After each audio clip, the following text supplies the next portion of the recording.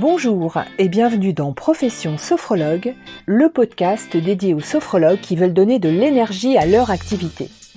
Je suis Laurence Roufouillet, je suis sophrologue depuis plus de 20 ans. J'ai écrit 14 livres qui intègrent la sophrologie dans une utilisation quotidienne. Ma passion, simplifier les sujets complexes et partagés. J'ai co-créé le sommet virtuel de sophrologie et j'ai eu la chance d'accompagner à ce jour près de 5000 personnes, que ce soit à mon cabinet à Boulogne-Billancourt comme en entreprise. Mon objectif avec ce podcast, vous guider avec mon enthousiasme et mon expérience dans les méandres du métier de sophrologue pour en comprendre les bases mais aussi les astuces. Alors, êtes-vous prêt ou prête à prendre une bonne dose d'énergie ? C'est parti ! Bonjour à tous et bienvenue dans notre rendez-vous hebdomadaire pour parler de la sophrologie telle qu'on la pratique. Je suis ravie de vous retrouver aujourd'hui dans ce 25e épisode pour aborder un sujet qui touche bon nombre d'entre nous et particulièrement ceux qui se lancent dans une nouvelle carrière comme la sophrologie, le syndrome de l'imposteur. Mais le syndrome de l'imposteur ne concerne pas que les débutants, il peut toucher n'importe quel praticien qui va se retrouver à un moment en difficulté au cours d'un accompagnement ou dans une impasse et qui va développer des doutes ou remettre en question sa manière de travailler. Combien d'entre nous, en recevant un client, avons ressenti, entendu cette petite voix intérieure qui chuchote « Suis-je vraiment légitime pour aider cette personne ?» ou bien qui nous dit « Et si je n'étais pas à la hauteur ?» Cette sensation d'être un imposteur, de ne pas mériter sa place ou de craindre d'être démasqué comme incompétent, touche paradoxalement les personnes les plus consciencieuses et passionnées par leur métier. Dans le domaine de la sophrologie, ce sentiment il peut être particulièrement prégnant. Pourquoi ? Parce que nous travaillons avec l'humain dans toute sa complexité. Nous accompagnons des personnes qui sont souvent en souffrance ou en quête de mieux-être et la responsabilité, elle peut sembler écrasante, surtout pour celles et ceux qui ont effectué une reconversion professionnelle. Et dans ces moments-là, vous connaissez mon mantra, il faut mettre son énergie au bon endroit. Alors, aujourd'hui, je vais partager avec vous 5 stratégies, 5 leviers concrets pour désamorcer ce syndrome de l'imposteur et cultiver une confiance solide dans votre pratique professionnelle. Le premier levier pour surmonter le syndrome de l'imposteur, c'est de cultiver une attitude d'apprentissage continu. Je vous conseille d'investir régulièrement dans votre développement professionnel. Investissez dans la consolidation de vos connaissances. La formation initiale en sophrologie, aussi complète soit-elle, n'est que le début d'un parcours d'apprentissage qui se poursuivra tout au long de votre vie professionnelle. Je vous encourage vivement à suivre des formations complémentaires ou des spécialisations. Ces modules, même si ce sont des formations courtes, vous permettront non seulement d'acquérir de nouvelles compétences, de rencontrer des professionnels plus expérimentés que vous, mais aussi d'échanger avec d'autres praticiens qui partagent vos questionnements et vos doutes. Dans toutes les formations que j'ai pu faire, au-delà des techniques apprises, ce sont les échanges avec mes pairs qui ont été les plus précieux. Lors des pauses ou au cours des ateliers pratiques, des mises en pratique ou des jeux de rôle, nous avons souvent partagé nos expériences, nos réussites, mais aussi nos moments de doute. J'ai souvent découvert que même des praticiens expérimentés s'interrogeaient aussi parfois sur leur légitimité ou l'efficacité de leur pratique. En fait, je pense que l'on se questionne toute notre vie, sinon on ferait ce métier par pur automatisme. Ces formations sont également l'occasion de vous confronter à des retours constructifs sur votre pratique. Recevoir des validations de formateurs expérimentés ou être capable d'aider d'autres apprenants renforce considérablement votre sentiment de compétence. Dans différents épisodes de ce podcast, je vous ai dit souvent de ne pas multiplier les formations à tout va, mais n'hésitez pas à vous spécialiser dans des domaines qui vous passionnent. Alors ça peut être l'accompagnement des enfants, l'accompagnement des sportifs, la préparation à la naissance, l'accompagnement de pathologies comme le cancer par exemple. Ces spécialisations, elles affinent votre expertise et elles renforcent votre légitimité dans ces domaines spécifiques. Le deuxième levier pour dépasser le syndrome de l'imposteur, c'est de continuer à nourrir son esprit avec un apprentissage théorique. Alors, une fois votre formation initiale effectuée ou même complétée par des spécialisations, ne considérez pas que les choses sont figées pour toujours. D'une manière quasi quotidienne, il est important d'enrichir constamment votre compréhension de la sophrologie, mais aussi de vous intéresser à des approches connexes. Et ça peut passer par des supports, par des outils plus courants, plus familiers. Prenez l'habitude, par exemple, de lire régulièrement des ouvrages techniques écrits par des experts reconnus. Alors, pas du blabla de développement personnel sans contenu, mais vraiment des choses avec du fond, des ouvrages sérieux. Je vous recommande de compléter petit à petit vos lectures et de vous constituer finalement votre bibliothèque professionnelle avec des livres fondamentaux sur la sophrologie, mais aussi sur la psychologie, notamment je pense à la psychologie positive, sur les neurosciences ou sur la pédagogie. Déjà, la lecture de ces ouvrages vous permettra d'approfondir votre compréhension des mécanismes qui sont à l'œuvre dans votre pratique en tant que sophrologue. Ça va venir renforcer votre pratique. Alors, autre possibilité, ça peut être aussi des vidéos ou des tutoriels.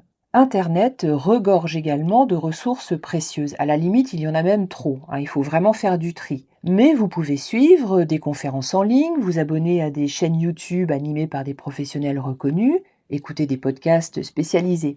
Ces contenus peuvent vous aider aussi à vous tenir informé des dernières avancées ou des dernières réflexions dans certains domaines.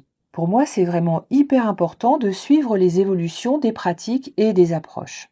Alors la liste n'est absolument pas exhaustive, mais vous pouvez par exemple, et vraiment sans aucun souci, lire avec beaucoup d'intérêt les ouvrages de Christophe André ou de Thierry Janssen. Ça peut être aussi les livres de Daniel Goleman, si vous vous passionnez pour l'intelligence émotionnelle, et puis on peut penser aussi à Marshall Rosenberg ou à d'autres psychologues, notamment beaucoup de psychologues américains, qui ont travaillé sur la psychologie positive.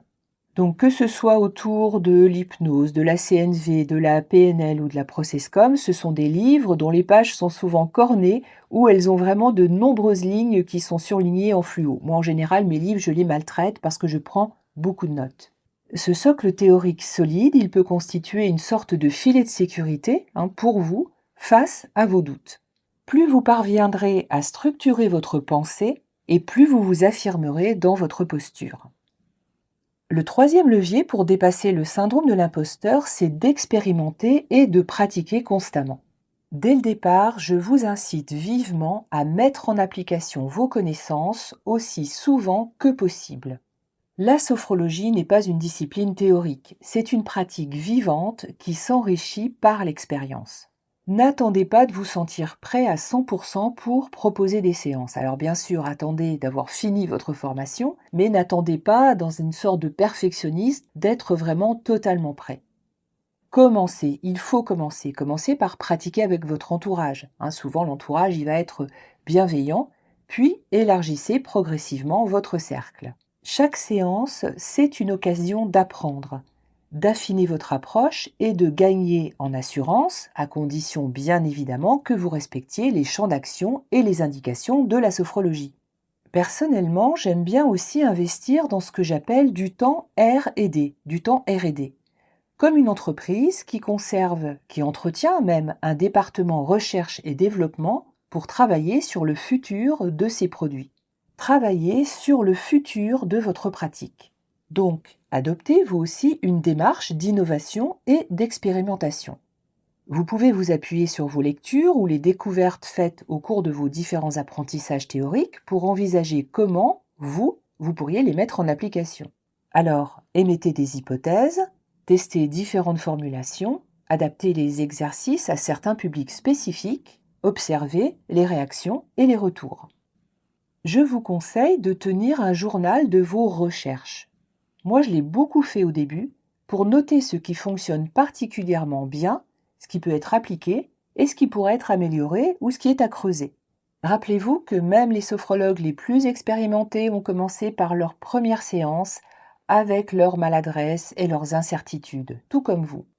Mais c'est précisément cette pratique régulière, mais aussi l'auto-observation et l'innovation qui vous permettront de passer du statut supposé d'apprenti à celui de praticien confirmé. Le quatrième levier pour dépasser le syndrome de l'imposteur, c'est de s'appuyer sur son expérience professionnelle antérieure. Si la sophrologie est le métier de votre deuxième partie de vie, parce que vous êtes en reconversion professionnelle, vous allez tirer un réel bénéfice à reconnaître et à exploiter les compétences acquises dans votre métier précédent. Trop souvent, nous avons tendance à compartimenter nos expériences professionnelles comme si nous repartions de zéro en changeant de voie. Or, chaque parcours antérieur regorge de compétences qui sont transférables et enrichissent votre pratique de sophrologue en devenir. Vous ne le savez pas, mais vous avez déjà une très grande expérience. Si vous avez travaillé dans l'enseignement ou dans la formation, vous maîtrisez sans doute la capacité à expliquer clairement des concepts complexes et à vous adapter à différents auditoires. Cette compétence sera précieuse pour guider vos clients. Si vous venez du monde médical, alors je pense particulièrement aux infirmiers qui choisissent souvent la sophrologie, votre connaissance du milieu médical, votre connaissance du corps humain et puis votre aisance face à la souffrance constitueront, à n'en pas douter, des atouts considérables. Et si, comme moi, vous étiez dans la communication ou dans le marketing, eh bien vous allez utiliser votre capacité à structurer l'information et puis à convaincre. Soyez-en convaincus, votre ancien métier est au service du second. Je vous invite vraiment à prendre un temps suffisant pour dresser la liste de toutes les compétences que vous avez développées dans votre vie professionnelle antérieure. Listez-les toutes et au besoin, faites-vous aider par d'anciens collègues qui vous connaissent bien. Une fois que vous avez fait cette liste, réfléchissez ensuite à la manière dont chacune d'entre elles peut enrichir votre pratique de la sophrologie. Une sophrologue que j'ai accompagnée récemment en supervision et qui était auparavant assistante sociale doutait fortement de sa légitimité en tant que sophrologue débutante. Je lui ai fait observer que sa capacité exceptionnelle à créer un lien de confiance avec des personnes en situation difficile était un talent rare qui faisait déjà d'elle une excellente sophrologue, même si elle ne maîtrisait encore qu'imparfaitement certaines techniques. Votre parcours unique est une richesse. Il vous permet aussi d'apporter une couleur particulière à votre pratique, c'est ce que j'appelle votre identité de sophrologue, et d'établir des ponts entre la sophrologie et d'autres domaines de compétences. Le 5e levier pour dépasser le syndrome de l'imposteur, c'est de s'habituer à débriefer ce qui a mal fonctionné. Je trouve assez déterminant d'avoir une pratique réflexive régulière et structurée sur notre activité professionnelle. Je vous invite par exemple à mettre en place un rituel de débriefing après chaque journée de travail ou à la fin d'une semaine.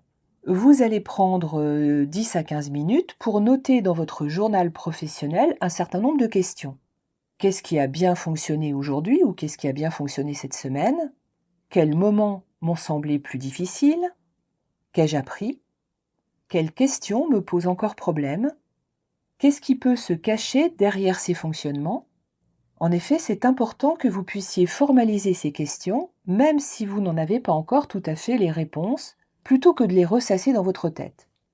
Cette pratique du journaling professionnel va vous permettre de prendre du recul, de célébrer vos réussites. Alors souvent, elles sont minimisées quand on souffre du syndrome de l'imposteur, donc de renforcer votre confiance et d'identifier aussi clairement les points d'amélioration.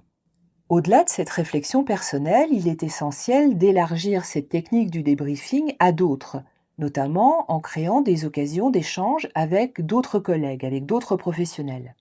Vous pouvez rejoindre par exemple un groupe de supervision. Ces séances régulières avec un superviseur expérimenté constituent un espace sécurisé pour que chacun puisse aborder ses difficultés sans jugement et recevoir des conseils adaptés. Et souvent, quand on n'ose pas poser une question, on va se rendre compte que la problématique rencontrée par un membre du groupe résonne avec celle des autres. Ça peut être aussi un groupe d'intervision avec d'autres praticiens comme vous, mais pour partager vos expériences ou demander des conseils. Si vous voulez comprendre l'intérêt de la supervision ou les différences entre la supervision et l'intervision, je vous renvoie vers l'excellente conférence de Judith Dumas sur ce sujet qu'elle a donnée à l'occasion du sommet virtuel de sophrologie 2024. Cette conférence, elle est disponible sur la chaîne YouTube du sommet, je vous mets le lien en description de cet épisode. Alors, comme vous le voyez, le syndrome de l'imposteur n'est pas une fatalité. Il peut même être considéré comme le signe d'une conscience professionnelle aiguë et d'une volonté constante de progresser. Donc c'est plutôt une bonne nouvelle. Rappelez-vous que devenir sophrologue n'est pas un état figé que l'on atteint une fois pour toutes, c'est un cheminement continu. C'est précisément dans cette dynamique d'apprentissage et de questionnement que réside notre plus grande force en tant que praticien. Nous sommes des artisans qui peaufinons nos outils en permanence. La prochaine fois que cette petite voix intérieure vous suggérera que vous n'êtes pas légitime, eh bien, accueillez-la avec bienveillance, puis répondez-y en mettant en œuvre des actions concrètes. Apprendre, échanger, confronter, c'est dans cet état d'esprit que nous avons créé avec Sophie Chabot le sommet virtuel de sophrologie en 2022. Chaque année, il offre des points de vue différents, mais aussi des occasions de renforcer ses connaissances et de profiter de l'expérience d'autres professionnels. L'affiche 2025 vient de sortir puisqu'il se déroulera toujours en ligne, toujours en direct et totalement gratuitement du 3 au 5 juin prochain. Vous pouvez avoir accès à toutes les informations qui concernent le sommet sur la page Facebook du sommet. Il me reste à vous souhaiter une magnifique semaine de sophrologue jalonnée de doutes constructifs et de progression constante. Je vous donne rendez-vous la semaine prochaine. Alors à partir de la semaine prochaine, on abordera un format un peu différent, mais d'ici là, prenez soin de vous et continuez à cultiver votre pratique avec passion et détermination. Depuis janvier 2025, j'ai lancé un programme de workshop exclusif spécialement conçu pour vous, sophrologues, qui souhaitez énergiser votre métier. Avec ces ateliers pratiques, je vous transmets des outils concrets pour faire grandir vos compétences et votre activité tout en restant aligné avec vos valeurs. En clair, découvrir tout ce qu'on n'apprend pas dans une école de sophrologie. Vous pouvez les suivre en direct ou en replay et si vous avez manqué les ateliers du début, vous pouvez les prendre en cours de route à n'importe quel moment car chaque workshop est indépendant. Rendez-vous sur Instagram, @espace du calme pour plus d'informations.